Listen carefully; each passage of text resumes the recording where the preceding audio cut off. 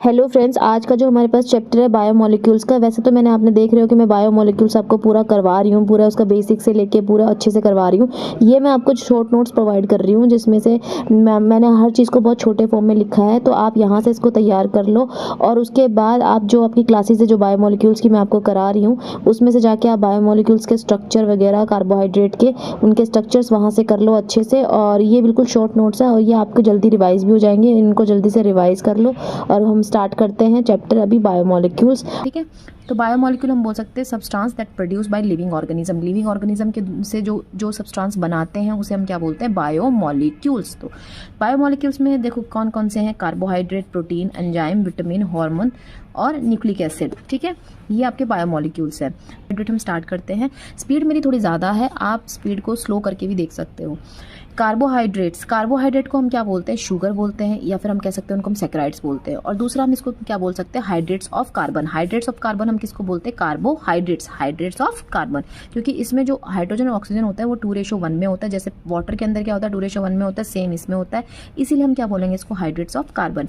इसका journal formula होता है CxH2OY। ये इसका जनरल फार्मूला है, बट ज़रूरी नहीं है कि ये फार्मूले वाले ही सारे कार्बोहाइड्रेट है। कुछ ऐसे भी हैं जो इस फार्मूले को फॉलो नहीं करते हैं, फिर भी वो क्या है? कार्बोहाइड्रेट्स। ठीक है, अब हम बात करते हैं यहाँ पे कि इसकी डेफिनेशन के ऊपर। तो कार्बोहाइड्रेट क्या होते हैं? एक तो वो ऑप्टिकली एक्टिव होते हैं, दूसरा क्या हो सकते हैं? वो पॉलीहाइड्रोक्सी कीटोन हो सकते हैं या पॉलीहाइड्रोक्सी एल्डिहाइड हो सकते हैं। ठीक है, कार्बोहाइड्रेट की डेफिनेशन में क्या होगे? हम बोलोगे they are optically active polyhydroxy aldehyde और कीटोन और the compound which produce such units on hydrolysis. कि ऐसे कंपाउंड जो क्या करते हैं जब उनका हाइड्रोलाइसिस करें तो वो क्या बनाएं? या तो कुछ ऐसी यूनिट्स प्रोड्यूस करें जिसमें पॉलीहाइड्रोक्सी कीटोन या पॉलीहाइड्रोक्सी एल्डिहाइड्स हो। ठीक है, तो वो सारे क्या होते हैं? कार्बोहाइड्रेट होते हैं। तो आप 3 पॉइंट इसमें याद रखो बस ये चीज़ें। क्लासिफिकेशन, अब हम क्लासिफिकेशन पढ़ते हैं। तो जब कार्बोहाइड्रेट का हम क्लासिफिकेशन करते हैं तो रिड्यूसिंग और नॉन रिड्यूसिंग शुगर में क्लासीफाई करते हैं। ठीक है, अच्छा रिड्यूसिंग, देखो रिड्यूसिंग शुगर में कौन से आएंगे? इसमें आप बोल सकते हो जिसके अंदर फ्री एल्डिहाइडिक या कीटोनिक ग्रुप्स होंगे। ठीक है, वो क्या करेंगे? वो रिड्यूस कर देंगे फेलिंग सॉल्यूशन को और टॉलरेंस रिएजेंट को। वो सारे के सारे किसके अंदर आ जाएंगे? रिड्यूसिंग शुगर में। आप याद रखो जिसके अंदर भी फ्री एल्डिहाइड या कीटोनिक ग्रुप होगा वो रिड्यूसिंग शुगर में आएंगे। और इसमें क्या होगा कि वो फ्री एल्डिहाइडिक या कीटोनिक ग्रुप नहीं होते हैं, इसीलिए क्या करेंगे? वो फेलिंग सॉल्यूशन को और टॉलरेंस रिएजेंट को रिड्यूस नहीं करेंगे। कोई डेफिनेशन नहीं पूछेगा। इसका एक एक्सेप्शन है जो याद रखना है आपको, और वो ही ज़रूरी है कि यहाँ पे आप बोलोगे सुक्रोज। ये एग्जाम्पल है सुक्रोज, ये एक ऐसा एक्सेप्शन है। इसके अंदर रिड्यूसिंग के अंदर मोनो और डाइसैकेराइड्स दोनों जो हैं वो रिड्यूसिंग होते हैं, वो रिड्यूसिंग शुगर के अंडर आते हैं। लेकिन सिर्फ सुक्रोज को छोड़ के, क्योंकि सुक्रोज क्या है? एक डाइसैकेराइड है, फिर भी क्या है? ये नॉन रिड्यूसिंग शुगर है। क्या है? Non reducing sugar. तो ये क्वेश्चन आया हुआ है, तो आप याद रखना सुक्रोज है वो क्या है? एक डाइसैकेराइड है, बट फिर भी वो क्या है? नॉन रिड्यूसिंग शुगर है। तो आपको सिर्फ इतना याद रखना है, बाकी इनके डेफिनेशन याद रखने की जरूरत नहीं है। ठीक है, उसके बाद हमने क्लासिफिकेशन कर रखा है। देखो हाइड्रोलाइसिस की बेसिस पे हमने क्लासिफाई करा है, एक मोनोसैकेराइड, फिर डाइसैकेराइड या फिर ऑलिगोसैकेराइड्स, और हम बोलेंगे पॉलीसैकेराइड्स। आपको ये एग्जाम्पल ऑटोमेटिक याद हो जाएंगे, ये इसका फॉर्मूला है यहाँ पे। ठीक है, और ये याद करने की ज़रूरत नहीं है। मोनोसैकेराइड्स में आपको पता, अब जब मैं आगे कराऊंगी आपको याद हो जाएंगे। ग्लूकोज और फ्रक्टोज, राइबोज, ये क्या होते हैं? ये मोनोसैकेराइड्स होते हैं। डाई में आपके पास सुक्रोज, माल्टोज, लैक्टोज, ये सारे क्या होते हैं? डाइसैकेराइड्स होते हैं। पॉलीसैकेराइड में स्टार्च, सेलुलोज, ये सब क्या होते हैं? ये पॉलीसैकेराइड्स होते हैं। तो यहाँ से स्टार्ट करते हैं ग्लूकोज से। ठीक है, एक मोनोसैकेराइड जो ग्लूकोज है हम वहाँ से स्टार्ट करते हैं। तो ग्लूकोज हम क्या बोलते हैं? एल्डोहेक्सोज। क्या बोलेंगे हम? एल्डोहेक्सोज। क्योंकि अगर हम इसका स्ट्रक्चर देखते हैं तो ये देखो इसमें क्या है? एक एल्डिहाइड ग्रुप है, तो इसीलिए हमने इसको क्या बोल दिया? एल्डो, और इसमें 6 कार्बन अटैच है तो हेक्सोज। ठीक है, तो ग्लूकोज हम क्या बोलेंगे? एल्डो हेक्सोज बोलेंगे। इसकी प्रिपरेशन की बात करते हैं तो कोई नहीं पूछता प्रिपरेशन, ये आपको आगे याद हो जाएंगे कि जब सुक्रोज है उसका हाइड्रोलाइसिस करते तो टूटता है ग्लूकोज प्लस फ्रक्टोज। ये मैं आपको आगे याद करा दूंगी। ठीक है, ये देखो स्टार्च और सेलुलोज है, ये भी हाइड्रोलाइसिस पे क्या देते हैं? ग्लूकोज। ये सब चीज़ें आपको आगे याद हो जाएंगी। अब जो सबसे इम्पॉर्टेंट है ये जो टेबल है, ठीक है, ये जो मैंने बनाई है यहाँ पे, ये इंपॉर्टेंट है। अब स्ट्रक्चरल एविडेंसेस कि हाँ ग्लूकोज का एक ओपन चेन स्ट्रक्चर होता है, इसके लिए कुछ एविडेंसेस थे जिसकी बेसिस पे पता चला कि हाँ इसमें ओपन चेन स्ट्रक्चर इस तरीके का स्ट्रक्चर होता है। सबसे पहले क्या करो कि ग्लूकोज के अंदर एल्डिहाइडिक ग्रुप है, एल्डिहाइडिक ग्रुप को इंडिकेट करने के लिए ब्रोमीन वाटर टेस्ट किया गया। जब ब्रोमीन वाटर टेस्ट किया तो उसमें क्या हुआ कि इसका ऑक्सीडेशन हो गया और यहाँ पे क्या हो गया, एक एसिड लग गया COOH और बाकी एज इट इज रह गया सब, ठीक है। तो ये जो आपके पास मिला इसको क्या बोलेंगे, ग्लूकोनिक एसिड, क्या बोलते हैं, ग्लूकोनिक एसिड। नेक्स्ट क्या किया हमने, इसकी रिएक्शन करवाई एसिटिक एनहाइड्राइड में, और एसिटिक एनहाइड्राइड से जब रिएक्शन करवाई तो उसे पता चला कि इसके अंदर क्या है, 5 OH ग्रुप्स हैं, ठीक है, 4 ये रहे और एक ये रहा, तो 5 OH ग्रुप है। तो इससे हमें जो प्रोडक्ट मिला उसका नाम क्या है, ग्लूकोज पेंटा एसीटेट, ग्लूकोज पेंटा एसीटेट। नेक्स्ट हम करते हैं कि जब हमने इसका ऑक्सीडेशन कराया, पहले तो ब्रोमीन वाटर के साथ कराया, लेकिन अब इसका हमने HNO3 के साथ जब इसका ऑक्सीडेशन करवाया तो इससे भी ये पता चला कि इसके अंदर 1 डिग्री अल्कोहलिक ग्रुप होता है। क्या है, 1 डिग्री अल्कोहलिक ग्रुप, ये 1 डिग्री क्या है, अल्कोहलिक ग्रुप है। तो हमें क्या प्रोडक्ट मिला, इसका भी ऑक्सीडेशन हो गया, ठीक है, और यहाँ पे भी ऑक्सीडेशन हो गया, तो इसका नाम क्या होगा, इसको बोलेंगे ग्लूकेरिक एसिड, या हम बोल सकते हैं इसको सैक्रिक एसिड, या हम इसको बोल सकते हैं ग्लाइकेरिक एसिड। ग्लूकेरिक एसिड, सैक्रिक एसिड, या हम कहेंगे इसको ग्लाइकेरिक एसिड, ठीक है, ये इसके नाम है। या फिर आप इसका भी जब ऑक्सीडेशन करोगे फर्दर तो आपको ये मिल जाएगा, ठीक है। अब देखना इनके नाम याद रखना, मैं बताऊंगी किस लिए। ये देखो, जब हमने ये ग्रुप, अब इसकी रिएक्शन करवाई हमने HI के साथ, जब रिएक्शन करवाई तो HI से हमें क्या कंफर्म हुआ कि इसके अंदर 6 कार्बन एटम है, ठीक है, और हमें क्या मिल गया, हेक्सेन मिल गया, ठीक है, एनहेक्सेन। जब इसकी रिएक्शन हमने करवाई हाइड्रोक्सिल अमाइन के साथ रिएक्शन करवाई तो हाइड्रोक्सिल अमाइन से हमें क्या पता चला कि इसमें कोई कार्बोनिल ग्रुप है, क्योंकि इसको जब आप खोलोगे तो C डबल बॉन्ड O और यहाँ पे H, तो कार्बोनिल ग्रुप इसके अंदर है। तो इसने क्या रिएक्शन दी, जब हाइड्रोक्सिल अमाइन के साथ कराएंगे, ये हमने ऑर्गेनिक में भी पढ़ रहे थे, ठीक है, ऑर्गेनिक में एल्डिहाइड वाला चैप्टर उसमें भी आपने देखना है कि उसमें भी रिएक्शंस में दे रखा है। तो यहाँ पे जो डबल बॉन्ड O है, ठीक है, ये जो डबल बॉन्ड O है यहाँ पे, तो यहाँ से ये O H2O को लेके यहाँ से निकल जाएगा, H2 को लेके यहाँ पे H2O निकल जाएगा और यहाँ पे जुड़ जाएगा आपके पास NaOH। आप इसका नाम याद रखो, ग्लूकोज ऑक्साइन।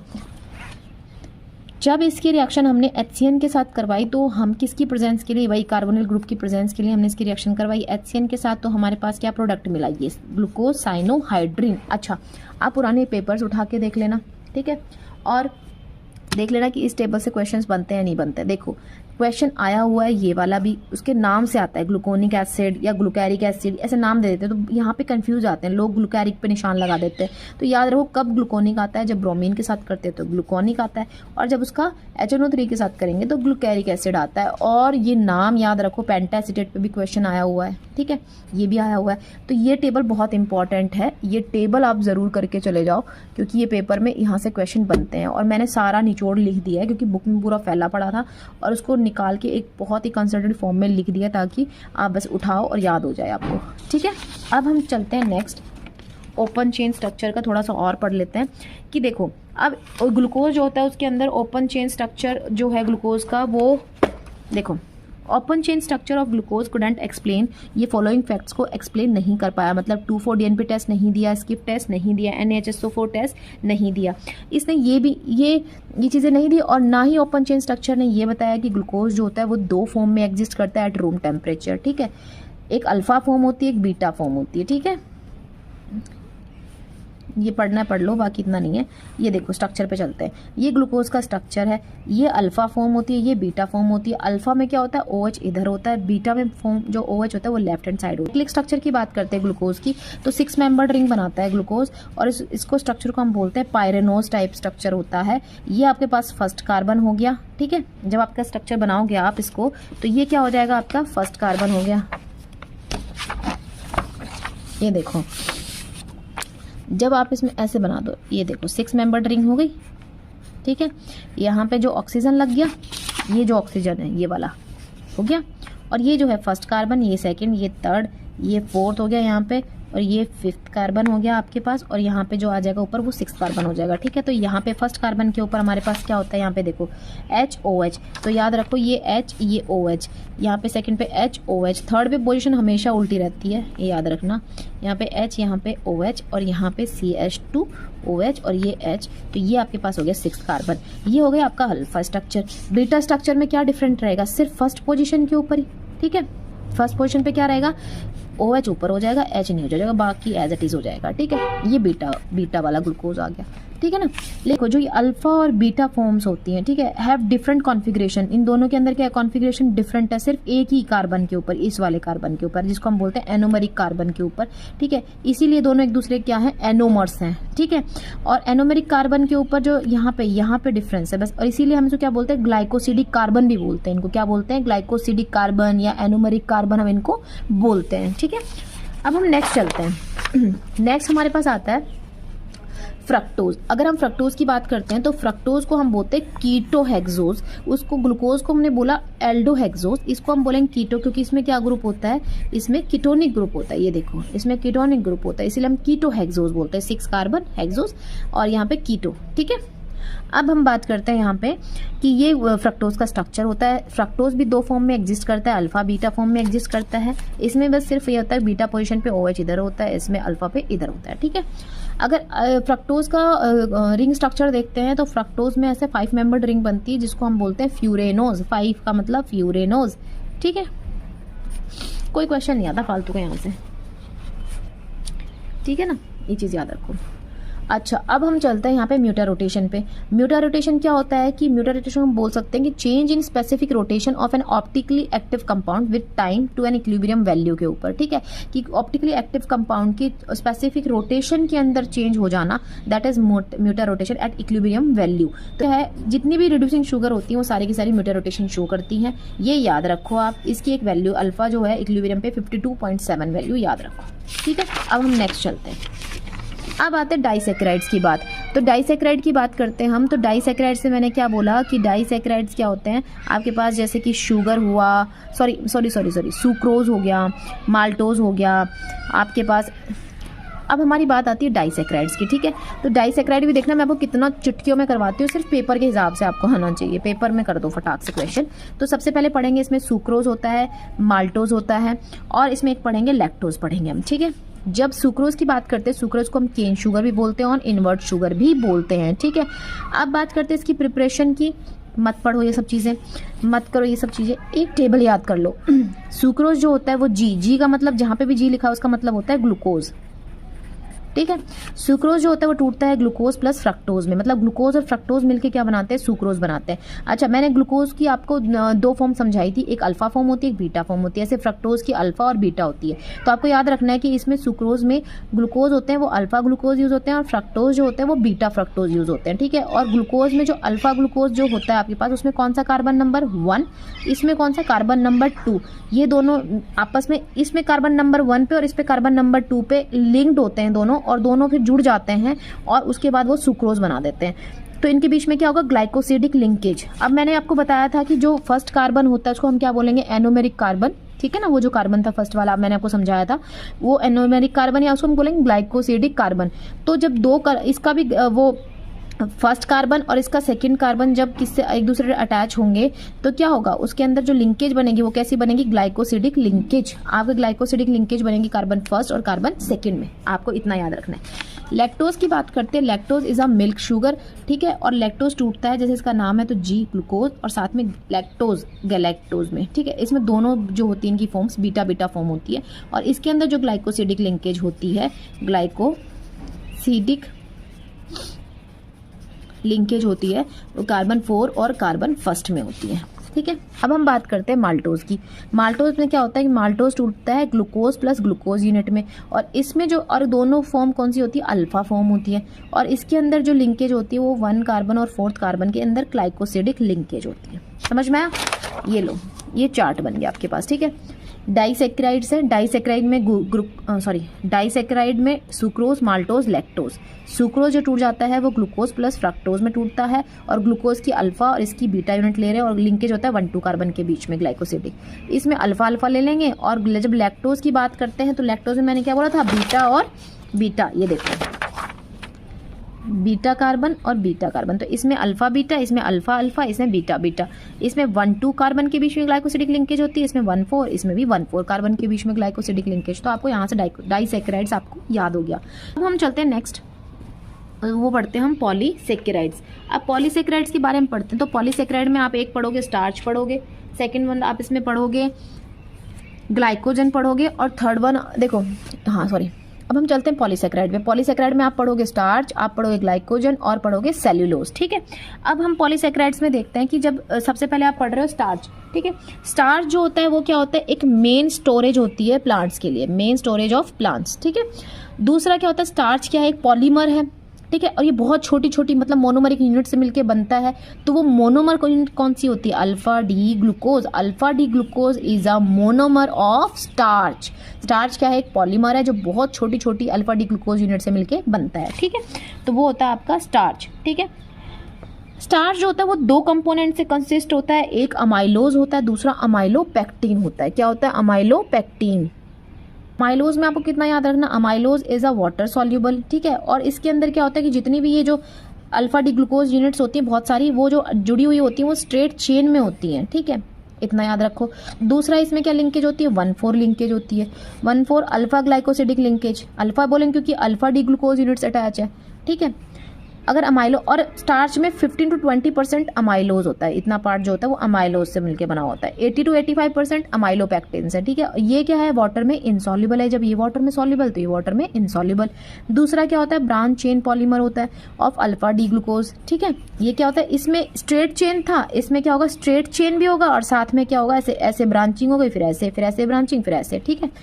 तो ऐसा होगा। अब स्ट्रेट चेन में तो कौन सी लिंकेज होगी, वही 1,4 अल्फा ग्लाइकोसिडिक लिंकेज। और ब्रांचिंग हो जाएगी तब ये जो ब्रांच हो रही है तो यहाँ पे किससे जुड़ रहा है, वो 1 और 6 अल्फा ग्लाइकोसिडिक लिंकेज। बस इतना याद रखना आपको। नेक्स्ट पढ़ते हैं हम इसमें ग्लाइकोजन। ग्लाइकोजन जो होता है ये एनिमल स्टार्च होता है, ठीक है। और ये मेनली कहाँ पे स्टोर होता है, मेनली मेजर कंस्टिट्यूएंट होता है लीवर का, मसल्स का और ब्रेन का। और जब भी हमें लगता है कि जब हम एक्सरसाइज वगैरह करते हैं, जब भी हमें लगता है कि हमारी बॉडी को ज़रूरत है ग्लूकोज की, तो जो ग्लाइकोजन है, जो एनिमल जो ये स्टार्च ग्लाइकोजन है, ये क्या करता है, ब्रेक डाउन कर जाता है ग्लूकोज में और हमें एनर्जी मिल जाती है, ठीक है। सेलुलोज जो है ये याद रखना, सेलुलोज जो होता है ये स्ट्रेट चेन में बनते हैं और इसमें कौन से होते हैं, beta D glucose unit involve होती हैं। इसमें देखो सिंपल से याद रखो, पॉलीसेकेराइड में अगर आप स्टार्च की बात करो तो इसमें अल्फा डी ग्लूकोज यूनिट होती हैं, इसकी बात करो तो इसमें बीटा डी ग्लूकोज यूनिट होंगी। और बीटा डी है, सब में लिंकेज 1,4 ही होगा, बस सिर्फ यहाँ पे बीटा लग जाएगा। इनमें भी 1,4 लिंकेज था, बीटा लग जाता है। यहाँ पे भी 1,4 लिंकेज है, सिर्फ सुक्रोज है, इसके अंदर 1,2 लिंकेज है। तो बस इतना याद हो गया, होप आपको याद हो गया होगा। अब नेक्स्ट चलते हैं,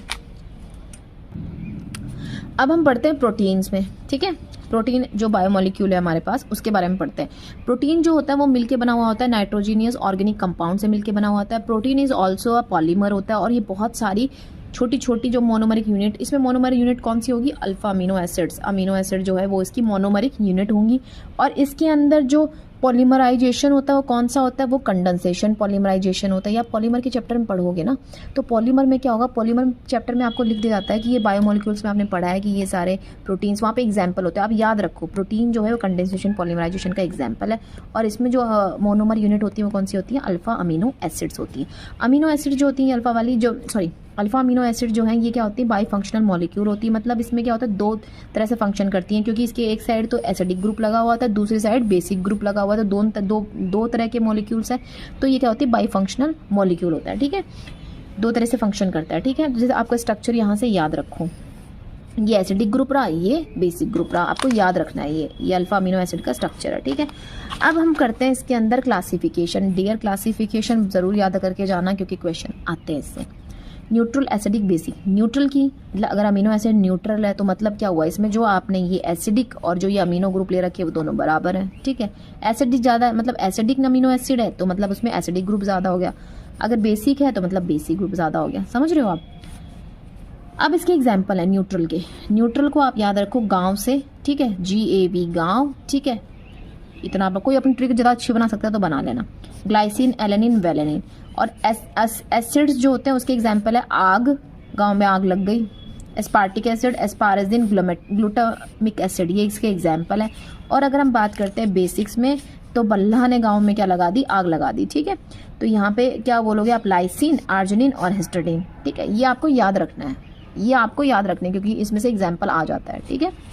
अब आता है कि अगर हम सिंथेसिस के बेसिस पे करते हैं तो क्लासिफिकेशन, तो एसेंशियल अमीनो एसिड्स होते हैं और non essential amino acid. Essential amino acid जो होते हैं ये हमारी बॉडी नहीं बनाती, इसे हमें डाइट से लेना होता है। और नॉन एसेंशियल जो होते हैं ये हमारी बॉडी के अंदर बनते हैं। तो इसके एग्जाम्पल्स को याद रखने के लिए आप सिर्फ नॉन एसेंशियल के एग्जाम्पल याद रख लो। गागा, ठीक है, गा, ये हो जाएगा ग्लूटामिक एसिड, ये हो जाएगा एस्पार्टिक एसिड, ये हो जाएगा ग्लाइसिन और ये हो जाएगा एलेनिन। ठीक है, ये आप याद रख लो, बाकी सब क्या होंगी एसेंशियल अमीनो एसिड्स। नेक्स्ट हम पढ़ते हैं प्रॉपर्टीज को। ठीक है, अमीनो एसिड्स की। अमीनो एसिड्स क्या होती है, कलरलेस होती है, वाटर सोल्यूबल होती है और हाई मेल्टिंग पॉइंट होता है।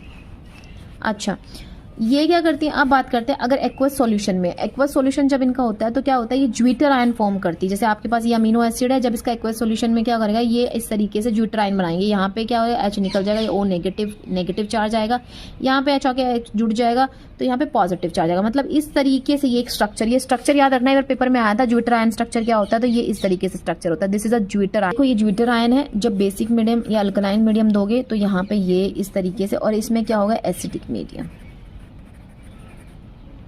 ठीक है, एसिडिक मीडियम होगा तो इस तरीके से कि आप यहाँ पे आके आपके हाइड्रोजन जुड़ जाएंगे और पॉजिटिव हो जाएगा। ठीक है, और जब आपका बेसिक मीडियम होगा तो यहाँ पे हाइड्रोजन एक्सट्रैक्ट हो जाएगा। ठीक है, तो ये चीज़ आपको याद रखनी है बस ये, और इसमें मेन आपको याद रखना है ज्विटर आयन का। ठीक है, ज्विटर आयन का स्ट्रक्चर क्या है बस। आइसोइलेक्ट्रिक पॉइंट, आइसोइलेक्ट्रिक पॉइंट में क्या बोल सकते हैं, at this point amino acids have least solubility in water and easily separate हो जाती है इस पॉइंट के ऊपर। The pH eight which dipolar ion, जो ज्विटर आयन है जिसको हमने क्या बोला डाइपोलर, क्योंकि इसमें दो पोल्स हैं, ये देखो डाइपोलर आयन जो होता है वो एग्जिस्ट कैसे करे, न्यूट्रल आयन की तरह एग्जिस्ट करे, तो उसको बोलते हैं आइसोइलेक्ट्रिक पॉइंट। ऐसा पॉइंट जहाँ पे क्या होता है, ये ज्विटर आयन जो होता है ये न्यूट्रल आयन की तरह बिहेव करे तो वो होता है आइसोइलेक्ट्रिक पॉइंट बस। ग्लाइसिन को छोड़ के जितनी भी अमीनो एसिड्स हैं सारी की सारी क्या होती है, ऑप्टिकली एक्टिव होती हैं एक्सेप्ट ग्लाइसिन, तो एक्सेप्शन याद रखना है। डीएल फॉर्म दोनों में एग्जिस्ट करते हैं। हाँ, ये वही बताया कि अमीनो एसिड जो होती है एग्जिस्ट करती है डी और एल फॉर्म में एग्जिस्ट करती है। जो नेचुरली जो हमें अमीनो एसिड मिलती है उसकी कॉन्फ़िगरेशन क्या होती है, उसकी कॉन्फ़िगरेशन होती है एल कॉन्फ़िगरेशन। मतलब आपकी NH2 आपकी किस साइड हो, लेफ्ट हैंड साइड, अगर ये राइट हैंड साइड की तरफ चला जाएगा तो यहाँ पे इसकी कॉन्फ़िगरेशन चेंज हो जाएगी। तो अभी इसको क्या बोलेंगे, एल अमीनो एसिड्स। ठीक है, इसका ये वाला याद रखो कि नेचुरल फॉर्म में कैसे एग्जिस्ट करती है, एल कॉन्फ़िगरेशन की फॉर्म में। ठीक है, अब हम बात करते हैं पेप्टाइड्स की। ठीक है, पेप्टाइड और उसकी क्लासिफिकेशंस की बात करते हैं। ठीक है ना, जब सारे के सारे अमीनो एसिड्स जब क्या करेंगे, पेप्टाइड लिंकेज के थ्रू क्या करेंगे, वो सारे के सारे लिंक हो जाएंगे, तो जो उससे बनता है प्रोडक्ट उसको हम बोलेंगे पेप्टाइड्स। ठीक है, product form by the linkage of amino acids bye peptide bond linkage. ठीक है, अब इसके अंदर अगर हम बोलेंगे पेप्टाइड बॉन्ड क्या होता है, bond between two amino acids by elimination of water. दो अमीनो एसिड है उनके बीच में बॉन्ड बन जाता है वाटर के निकलने से। देखो ये एक अमीनो एसिड का ये वाला ग्रुप है और ये दूसरी अमीनो एसिड का ये वाला ग्रुप है, तो यहाँ पे देखो ये होता है peptide linkage CONH, this is the peptide bond. ठीक है, तो ये होती है दो तरह से, एक ऑलिगोपेप्टाइड्स होते हैं, एक पॉलीपेप्टाइड्स, तो कोई नहीं पूछता इनको, याद रखना। क्लासिफिकेशन कोई नहीं, क्लासिफिकेशन ये याद रखो, जब हम क्लासिफिकेशन पढ़ते हैं पेप्टाइड्स के तो एक फाइब्रस प्रोटीन होता है, एक ग्लोबुलर प्रोटीन होता है। फाइब्रस प्रोटीन क्या होता है, ये पॉलीपेप्टाइड्स होते हैं और ये सबके सब मिलकर से हाइड्रोजन और डाइसल्फाइड बॉन्ड से लिंक्ड होते हैं। ठीक है, फाइब्रस प्रोटीन में क्या होता है, हाइड्रोजन और डाइसल्फाइड बॉन्ड होते हैं।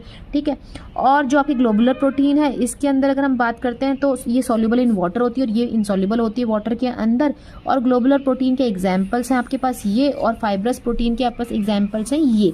तो ये एग्जाम्पल याद रखो क्योंकि पेपर में आते हैं, क्रिटेनिन और मायोसिन। ठीक है, ये दोनों एग्जाम्पल है फाइब्रस प्रोटीन जो आपके बालों में होता है, क्रिटेनिन, और आपके ये याद रखना है आपको, ये एग्जाम्पल है फाइब्रस प्रोटीन का। और ग्लोबुलर प्रोटीन के एग्जाम्पल्स है एल्ब्यूमिन, हीमोग्लोबिन और इंसुलिन। तो पेपर में आया क्वेश्चन है तो ये एग्जाम्पल याद रखने हैं। ठीक है, स्ट्रक्चर की बात करते हैं तो एक प्राइमरी स्ट्रक्चर होता है अगर हम बात करें, दूसरा इसका सेकेंडरी स्ट्रक्चर होता है। ठीक है, अगर हम प्राइमरी स्ट्रक्चर की बात करते हैं, ठीक है, प्रोटीन्स की अगर प्राइमरी स्ट्रक्चर की बात करते हैं तो linear sequence of amino acid held by peptide bond, linear structure होता है और जितने भी अमीनो एसिड है वो पेप्टाइड बॉन्ड से लिंकेज होती है उनकी। ठीक है, अगर अब हम बात करते हैं सेकेंडरी स्ट्रक्चर, सेकेंडरी स्ट्रक्चर भी क्या होता है, इसका दो तरीके का होता है। इसमें क्या होता है, दो, it is mainly of two type, एक अल्फा हेलिक्स होता है और एक होता है बीटा प्लेटेड। ठीक है, अल्फा हेलिक्स में क्या होता है, हाइड्रोजन बॉन्ड होते हैं, और बीटा प्लेटेड जो होता है उसके अंदर क्या होती है, इंटरमोलिकुलर हाइड्रोजन बॉन्डिंग होती है। ठीक है ना, और इसके अंदर क्या होता है, आपके पास हाइड्रोजन बॉन्ड होता है किसके बीच में, carbonyl oxygen of first amino acid to the amide nitrogen of fourth amino acid के बीच में। देखो ये carbonyl oxygen of first amino acid और amide nitrogen of fourth amino acid के बीच में क्या होता है, हाइड्रोजन बॉन्ड होता है। बीटा प्लेटेड होता है, ये प्लेनर नहीं होता है। इसके एग्जांपल याद रखो बस, बाकी कहानी मत याद रखो। बीटा प्लेटेड का एग्जांपल है सिल्क, फिब्रोइन। अगर कोई पूछे सेकेंडरी स्ट्रक्चर तो उसका एग्जाम्पल है सिल्क फिब्रोइन। अगर कोई पूछे बीटा प्लेटेड का बताओ तो भी सिल्क फिब्रोइन। अल्फा का एग्जाम्पल है मायोसिन और क्रिटेनिन। तो सिर्फ एग्जाम्पल याद रखो, बाकी मत फालतू की चीज़ें याद रखो। अब अगर हम इसका पढ़ते हैं टर्सरी स्ट्रक्चर, क्या पढ़ रहे हैं? Tertiary structure. तो टर्सरी स्ट्रक्चर जो होता है ना, उसमें सबसे ज़्यादा बॉन्ड्स होते हैं। ये बॉन्ड देखो, हाइड्रोफोबिक, हाइड्रोजन आयनिक इंट्रैक्शन, वंडरवाल और डाइसल्फाइड। सबसे ज़्यादा बॉन्ड किस में होता है? टर्सरी स्ट्रक्चर्स में 5 बॉन्ड होते हैं, याद रखना। क्वाटनरी स्ट्रक्चर जो होता है उसमें स्पेशल अरेंजमेंट होती है ऑफ 2 और more polypeptide chains with respect to each other. एक अच्छे से मतलब 2 या 2 से ज़्यादा पॉलीपेप्टाइड चेन जो होते हैं वो एक दूसरे के साथ एक प्रॉपर स्पेशल अरेंजमेंट होती है उनके बीच में, ठीक है, ठीक है। अब डीनेचरिंग ऑफ प्रोटीन के बारे में बात करते हैं। जब भी कोई फिजिकल चेंज होता है, मतलब टेम्परेचर या प्रेशर में कोई भी चेंज होता है, तो हाइड्रोजन जो बॉन्ड होते हैं प्रोटीन के वो डिस्टर्ब हो जाते हैं और प्रोटीन जो होता है अपनी बायोलॉजिकल एक्टिविटी को लूज कर देता है, ठीक है। डीनेचुरेशन ऑफ प्रोटीन में क्या होता है? कैन चेंज इन 2 डिग्री और 3 डिग्री स्ट्रक्चर में चेंज हो जाते हैं। प्राइमरी जो 1 डिग्री रिमेन्स इंटैक्ट रहता है, ठीक है। 1 डिग्री जो स्ट्रक्चर होता है प्रोटीन का वो तो वैसे के वैसे रह जाएगा, और 2-3 स्ट्रक्चर जो होता है वो क्या करते हैं? वो चेंज कर जाते हैं। जैसे आपका एग वाइट जब आप बनाते हो तो वो कोगुलेशन हो जाना, दही का जमना, formation of cheese when an acid added to milk. जब कोई एसिड मिल्क में ऐड करते हैं तो हम चीज़ बन जाना, पनीर बन जाना। तो ये सारे एग्जाम्पल हैं और ये सारे क्या है? Denaturation of protein. बस इतना याद रखो, फालतू की चीज़ें कुछ मत याद रखो। अब हम बात करते हैं एंजाइम्स की। एंजाइम बायोकैटलिस्ट होते हैं, प्रोड्यूस बाय लिविंग सेल, ठीक है। नेचुरली ऑकरिंग सिंपल और कंजुगेटेड प्रोटीन होते हैं ये। सम एंजाइम्स में भी नॉन प्रोटीनियस होते हैं। एंजाइम इतना ही बहुत है। अब हम बात करते हैं हॉर्मोन्स की। हॉर्मोन्स की बात करेंगे तो ये हार्मोन जो होते हैं poured in blood by endocrine gland. Endocrine gland क्या करते हैं? हार्मोन को सीक्रेट करते हैं और वो हमारे फिर सीक्रेट करके कहाँ डालते हैं? ब्लड में डालते हैं। ब्लड से हमें जहाँ पे जरूरत होती है पहुंच जाते हैं। इंटरसेल्युलर मैसेंजर होता है हार्मोन्स, ठीक है। टाइप ऑफ हार्मोन्स की बात करते हैं, यहाँ से क्वेश्चन आया हुआ है। तो ये अमीनो एसिड डेरिवेटिव होते हैं, दूसरा स्टीरॉयड होते हैं, तीसरा पॉलीपेप्टाइड्स होते हैं, ठीक है। तो यहाँ से एक बार एग्जाम्पल आया था, दिस इज ये वाला, ठीक है। तो हार्मोन आपको याद रखना है। तो जो अमीनो एसिड डेरिवेटिव है उसके एग्जांपल है एपिनेफ्रिन, नॉरनेफ्रिन। अगर स्टीरॉइड्स की बात करते हैं तो एस्ट्रोजन और एंड्रोजन्स, और पॉलीपेप्टाइड की बात करते हैं तो इंसुलिन और एंडोर्मोर्फिन। ये एग्जांपल आपको याद रखना है। इतना ही हार्मोन आपको याद रखना है, इसी में से क्वेश्चन बन जाता है इतना सा हार्मोन में, ठीक है। नेक्स्ट चलते हैं हम विटामिन में। विटामिन में क्वेश्चन आते हैं A, D, E के, ये फैट सोल्यूबल विटामिन होती है, बाकी सब क्या होती है? वो वाटर सोल्यूबल विटामिन होती हैं। विटामिन जो है ना उसका चार्ट आपकी बुक में होगा, तो वो सारे विटामिन वहां से याद कर लेना, ठीक है। विटामिन का चार्ट आप पूरा याद कर लेना, इसलिए मैंने यहाँ लिखा नहीं है। नेक्स्ट चलते हैं हम न्यूक्लिक एसिड। न्यूक्लिक एसिड क्या होता है? ये पॉलीमर होता है किसका? ऑफ न्यूक्लियोटाइड्स का, ठीक है। न्यूक्लियोटाइड इसकी मोनोमर यूनिट होती है और ये पॉलीमर होता है किसका? न्यूक्लियोटाइड का। ये एक पॉलीमर है, इसकी मोनोमरिक यूनिट्स क्या होती है? न्यूक्लियोटाइड, ठीक है। ये जो न्यूक्लिक एसिड होता है ये प्रेजेंट कहाँ होता है? न्यूक्लियस में प्रेजेंट होता है। हमारे जो लिविंग सेल्स होते हैं उनके न्यूक्लियस में प्रेजेंट होता है। इसका काम क्या होता है? जितनी भी हेरिडिटरी कैरेक्टर्स होते हैं उसको ट्रांसफर करने का काम आता है, ठीक है। बायोसिंथेसिस ऑफ प्रोटीन होता है इसके अंदर, ठीक है। न्यूक्लियोटाइड की बात करते हैं तो न्यूक्लियोटाइड किससे मिलकर बनता है? एक बनता है पेंटोज शुगर, नाइट्रोजीनियस बेस और phosphate group, PO4 3-, this is a phosphate group, ठीक है। पेंटोज शुगर इसमें कौन कौन सी होती है? डीऑक्सी राइबोज होती है और राइबोज होती है। नाइट्रोजन बेस कौन से होते हैं? पिरिडीन और प्यूरिन होता है। प्रीमाइडीन और प्यूरिन होता है। प्यूरिन के अंदर आता है AG और पिरिमिडीन के अंदर क्या आता है? UTC, ठीक है। Uracil, thymine, cytosine, adenine, guanine, ये याद रखना। प्यूरिन छोटा है तो इसमें 2 आएंगे, पिरिमिडीन बड़ा है तो इसमें 3 आएंगे, ठीक है, याद रखना। और प्यूरिन छोटा है, आग से याद रखो, एडेनिन, गुआनिन, ठीक है, ये याद रखो। नेक्स्ट अब हम चलते हैं न्यूक्लिक एसिड में। न्यूक्लिक एसिड के टाइप पढ़ते हैं। एक DNA होता है, deoxy ribo nucleic acid, nucleic acid. RNA की होती है राइबो न्यूक्लिक एसिड। RNA जो होता है mRNA, rRNA, tRNA, 3 टाइप का होता है, ठीक है।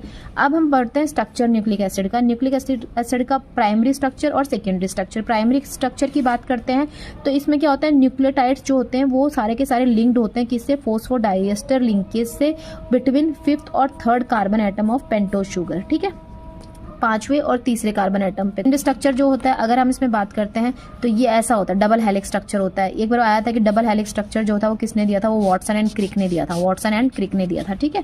और ये क्या होते हैं? ये जो स्ट्रैंड्स होते हैं एक दूसरे के कॉम्प्लीमेंट्री होते हैं, ठीक है, बिकॉज इनके बीच में क्या होता है? हाइड्रोजन बॉन्ड प्रेजेंट होते हैं। इनकी जो स्पेसिफिक पेयर्स बताए थे मैंने प्यूरिन और पायरिमिडीन वाले, उनके बीच में, ठीक है, जो बेस होते हैं उनके बीच में, वो सारे क्या है? बेस है। ये देखो, ये रहे इनके बीच में, ठीक है। अब देखो यहाँ पे देखो, एडेनिन और थाइमिन के बीच में हमेशा जो हाइड्रोजन बॉन्ड होंगे वो डबल होगा। फिर इसमें 3 बॉन्ड होंगे। साइटोसिन और ग्वानिन के बीच में क्या होगा? 3 बॉन्ड्स होंगे। देखो एडेनिन थाइमिन के बीच में डबल बॉन्ड, इनके बीच में ट्रिपल बॉन्ड, ठीक है।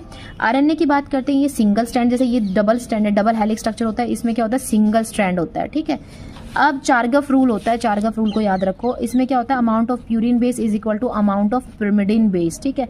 ए और टी के बीच में हमेशा 2 हाइड्रोजन बॉन्ड होते हैं, जीसी के बीच में हमेशा 3 हाइड्रोजन बॉन्ड होते हैं डीएनए के अंदर। आरएनए के अंदर क्या होता है, ये टी जो होता है ये हट जाता है, इसकी जगह यू, यूरोसिल वाला यू आ जाता है, और इनके बीच में क्या होता है डबल बॉन्ड। ट्रिपल बॉन्ड तो जीसी के बीच में ही होता है, ठीक है, ये याद रखना आपको क्योंकि पेपर में पूछ लिया जाता है। अब हम बात करते हैं रेप्लिकेशन की। देखो सिंगल डीएनए, ठीक है, वो 2 आइडेंटिकल कॉपी बना देता है। कि रेप्लिकेशन में क्या होता है कि आपके पास एक सिंगल डीएनए वो रेप्लिकेट करके 2 अपनी जैसी कॉपियां बना देता है, ठीक है। प्रोटीन सिंथेसिस क्या होता है, 2 स्टेप का प्रोसेस होता है, एक होता है ट्रांसक्रिप्शन, एक होता है ट्रांसलेशन। एक बार पूछा था कि synthesis of protein in cytoplasm of cell, उसको हम क्या बोलते हैं ट्रांसलेशन। और यहाँ होता है सिंथेसिस। ट्रांसक्रिप्शन क्या होता है सिंथेसिस या फॉर्मेशन ऑफ आरएनए, आरएनए का बनना ट्रांसक्रिप्शन।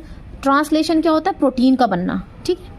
एमआरएनए से क्या बन रहा है प्रोटीन बन रहा है, ठीक है, this is a translation process. Translation protein का फॉर्मेशन होना और इसमें आरएनए का फॉर्मेशन होना, ठीक है। जेनेटिक कोड, जेनेटिक कोड में बताएंगे कि लीनियर सीक्वेंस होते हैं 3 न्यूक्लियोटाइड्स का, ट्रिपलेट होता है इन डीएनए और आरएनए। 3 न्यूक्लियोटाइड मान लो यू ए सी करके, ये 3 न्यूक्लियोटाइड्स हो गए, इनका लीनियर सीक्वेंस होना, बिल्कुल लीनियरली आप जुड़ना, तो वो क्या होते हैं वो जेनेटिक कोड होता है, उनका जेनेटिक कोड मिलता है। तो यहाँ पे कुछ नहीं इतना स्पेशल।